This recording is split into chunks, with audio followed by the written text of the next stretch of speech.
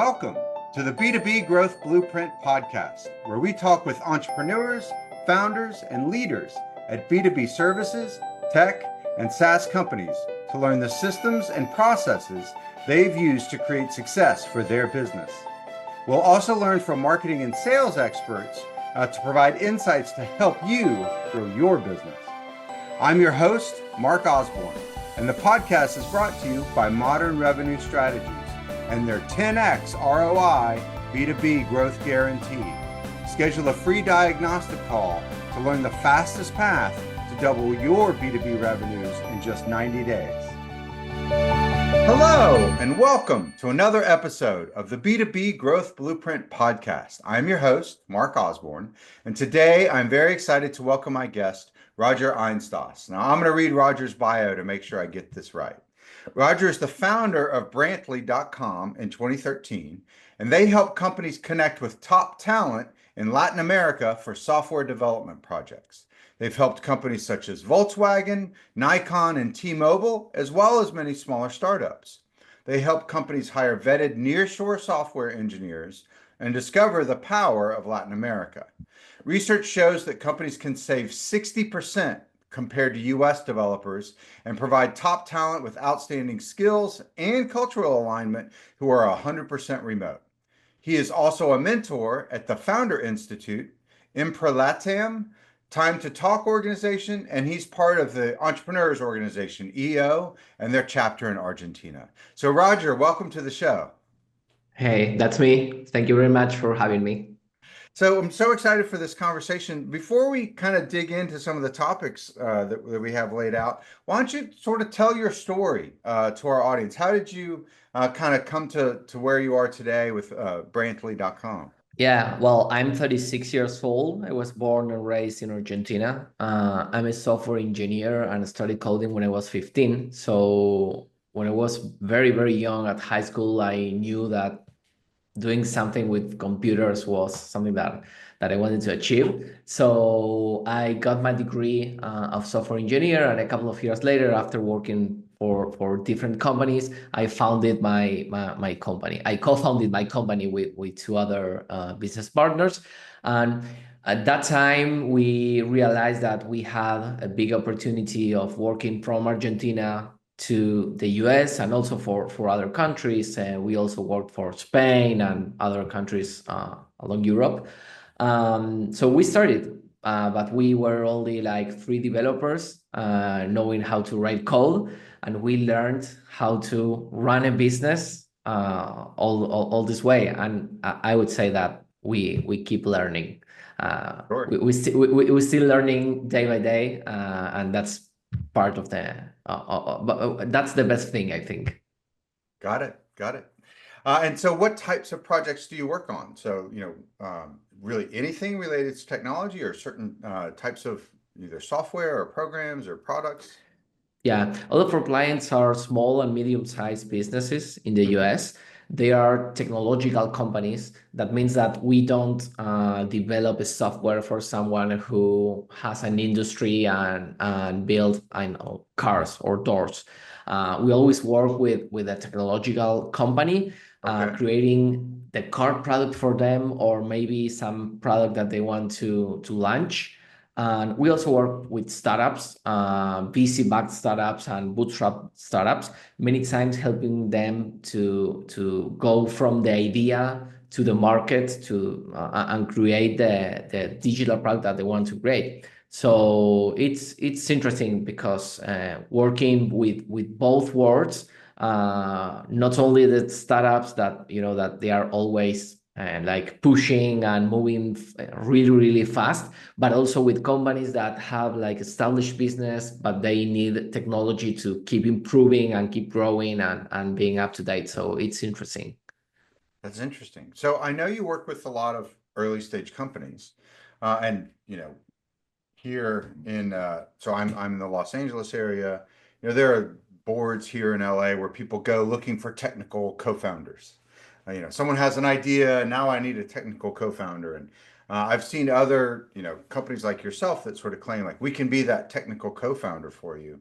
I'm curious what your thoughts are on sort of that dynamic and how you see that be successful or not, or some of the challenges that you see companies deal with in that space. Well, that's one of the like most classical mistakes that I usually see. Many Okay. times you find you are a founder, you are a non-technical founder, and you have an idea that you need people that can write code, basically. So the first thought, most of the times is, okay, I will find a technical co-founder. Right. And something that people usually forget is that when you start creating a company with someone, it's like your wife or your husband.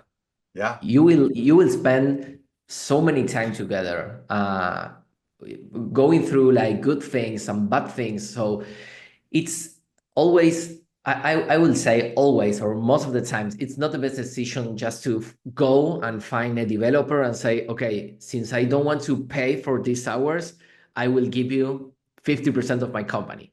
Right. So most of the times people need a good developer or a good technical leader, or maybe fractional CTO, and they don't need a technical co-founder. Obviously, it depends on the type of project, but this is something that I usually see in every early stage startup. Yeah, that's so true. Well, and we do, sort of fractional marketing and sales leadership. And so often, folks that they're like, oh, well, we need to, go hire that executive that has this expertise. But oftentimes those folks, as you say, they want a big chunk of equity or at least a healthy paycheck. Oftentimes they make a big cultural impact on the organization, which may not necessarily be what the founder is really looking for. And by leveraging, an outsourced or a fractional resource, they can achieve all of the same things they're looking for, maybe even better than finding a co-founder or someone else that's going to come in and make such a big impact on the organization. So when you work with companies as sort of that outsourced technical resource, you can help them sort of take their ideas to actual fruition and build out that technical roadmap. Yeah, that's basically what we do. Many times they came with a product because they started working with a freelance developer or another agency. Many times in India, not in Latin America, or maybe in the States.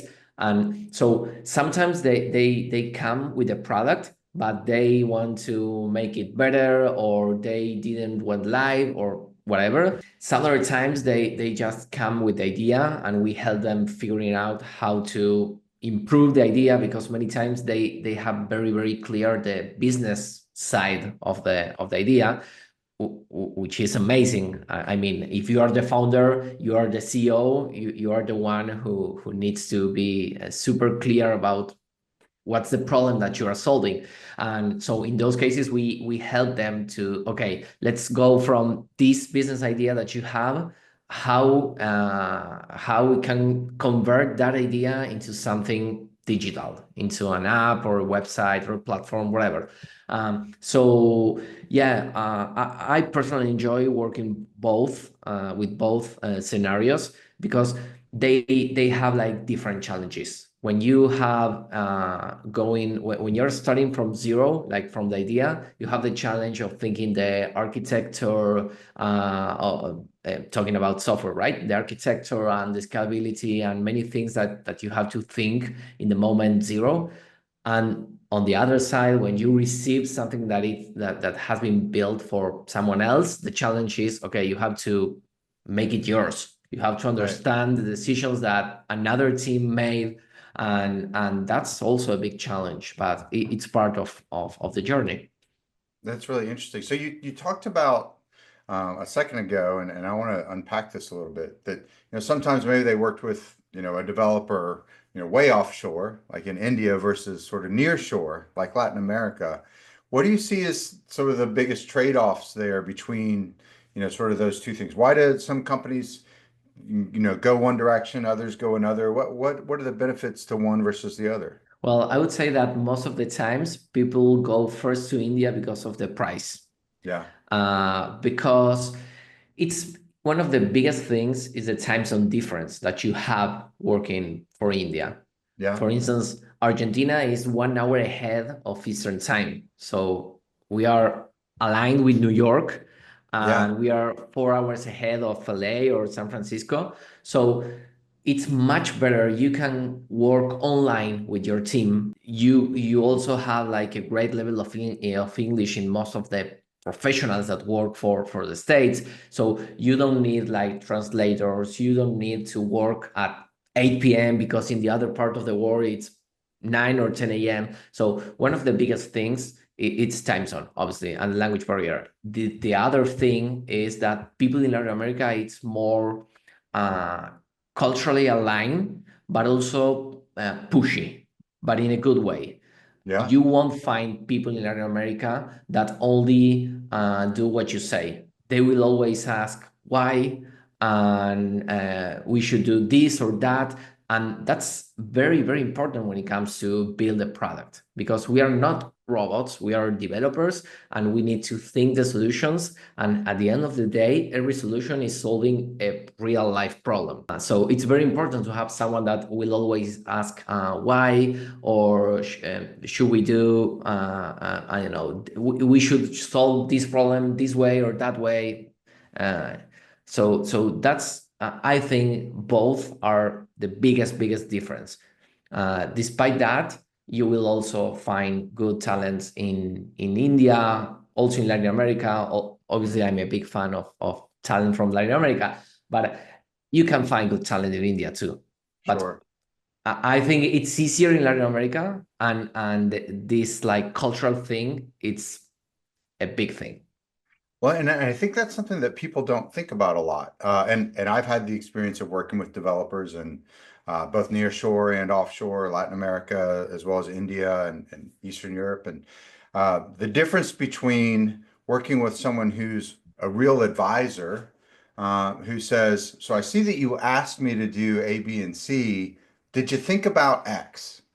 No, I didn't think about X. That's why I hired you. And so, someone that's going to, sort of call out those potential vulnerabilities versus a cultural difference where it's more like, you asked me to do ABC. Here you go. ABC as fast and cheap as possible, even though they're thinking to themselves, what a dumb way to do it. Yeah. They might even have the expertise to know that there's a better way to solve a particular problem, but you ask for it to be done ABC, and that's what they do. And that cultural difference can lead to a real challenge with, sort of creating successful products. Yeah, even more when you are a solo founder and you are creating a company, you need to be focused on creating the company, not thinking That's if right. that button must be green or red.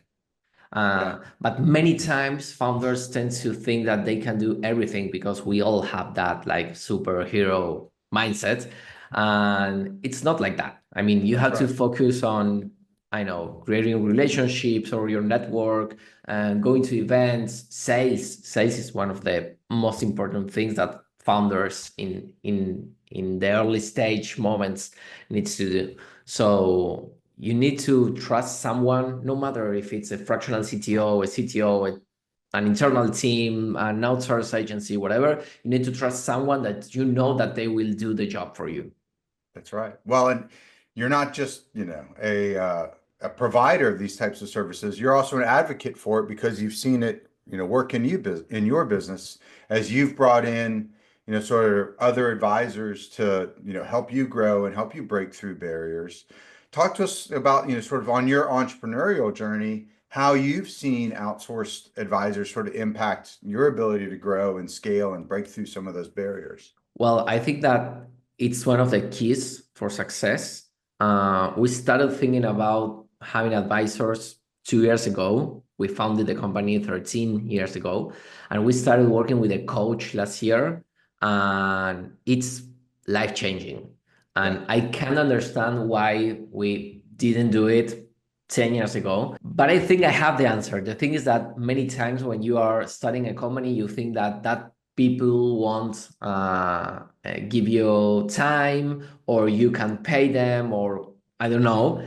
But having a good advisor, I know, financial advisor, technical advisor, business, whatever, or a good coach, or maybe both because they are complementary, I think make the difference, because you know that many times being an entrepreneur it's something really like lonely. Yeah. It's like a journey that you are very alone most of the times. So having someone who doesn't have the ego that you have as a founder for because it's your company, it's your baby, someone who can tell you, hey, I saw this mistake in so many companies, don't go that way, you should go the other way. Or even with a coach that many times they don't tell you don't do that, they try to make you think.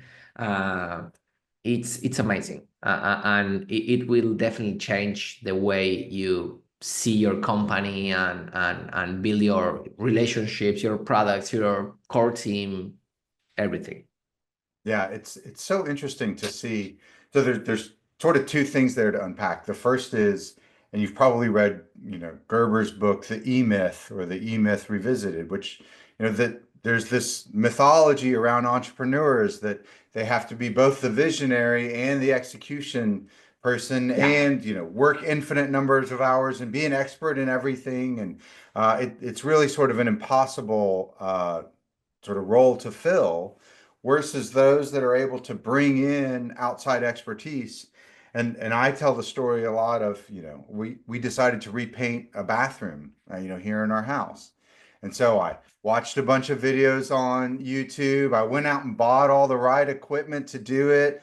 I blocked off a whole weekend to repaint the bathroom, and I made a giant mess of it. And then I had to hire an expert to come in and fix my mess.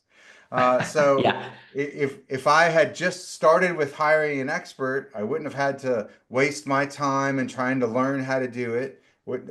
Buying the materials and tools that I needed to do it, and then the loss of time that I would have had enjoying this bathroom if I had just hired an expert from the start. And the same thing is true when it comes to sort of areas of business.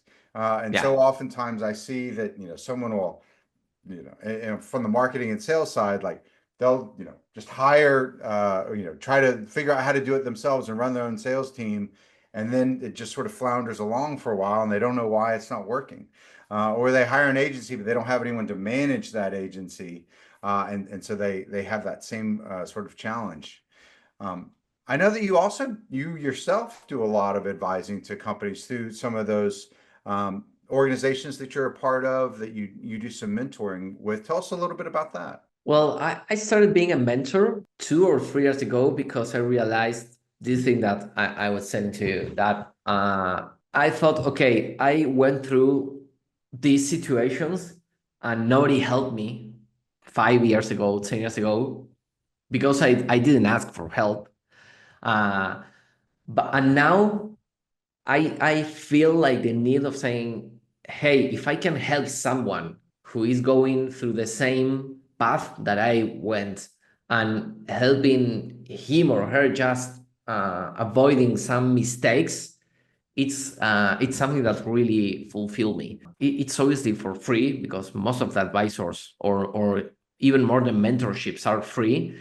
But you know that many times I wake up in the morning and I see that I have, I know, 2 or 3 like mentorships, and I start the day thinking, okay, this will be an amazing day because I have all my job to be done, but also I have those moments when you can talk with entrepreneurs and help them figuring out things. And also it's also helpful for me because I'm also get like new ideas or way of thinking problems. So it's something that I highly recommend for founders or people that have like certain experience or knowledge to share. I'm a big fan of that. We all have to share our knowledge and our experience, because something that maybe it's obvious for me, maybe it's not obvious for you, and the other way around. That's right. Well, and it's, as you say, it's a different kind of mindset of, sort of working with people from a place of abundance instead of scarcity. And it just sort of helps you get into that mindset. So as you consult with companies, and I'm sure some of our listeners that are maybe in sort of an early stage, what's some of the most common mistakes that you see folks make? as they are, kind of getting into it, or maybe it's not even a mistake that they're making. It's just a way of thinking about it that isn't as well aligned that you see that's pretty common. Yeah, well, there is a mistake that they all made 100% of the times, Okay. and it's trying to create an MVP that it's not an MVP. Okay. For people that it's not from the technical world, an MVP, it's the minimum viable product when you Right. are creating a product. So 100% of the times they come and say, I want to create this MVP. And sometimes they have a document, which is amazing. But it's not an MVP because you start seeing that they have, I know, the export feature and I know, password recovery for the back office and things that you say, okay, if you have a certain budget and you want to test if your idea it's like a great idea or not, or if you have product market fit, you have to focus on the features that will help you test the product market fit. Don't waste time and money and effort in having the export for the back office because many founders think, okay, but I have to build this feature with high performance because if I have millions of users, and I always say, hey man, you don't have one user. Yeah. Just go to the market, test it, and when the moment of having 1,000 or 10,000 users arrives, okay, you will start thinking about the million, but it's not the moment. So that's a problem that everyone uh, have, not only the early stage, also the companies that have their own product and they want to build like a new vertical or a new product inside the company. They always tend to try to make the entire product in 3 months, and it's impossible.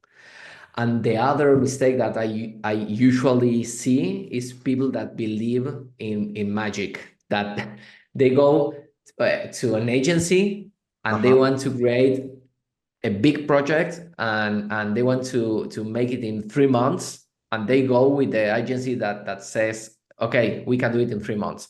Right. And that will never happen. Never, ever. So I'm always prefer to say, hey, this thing that you want to create in 3 months, it's impossible. It will take 5 months, but I understand that you need to go to market in three. So let's start like designing which feature will be in the first version. Let's go live. Let's start testing your idea or application, and then you can still like creating and evolving.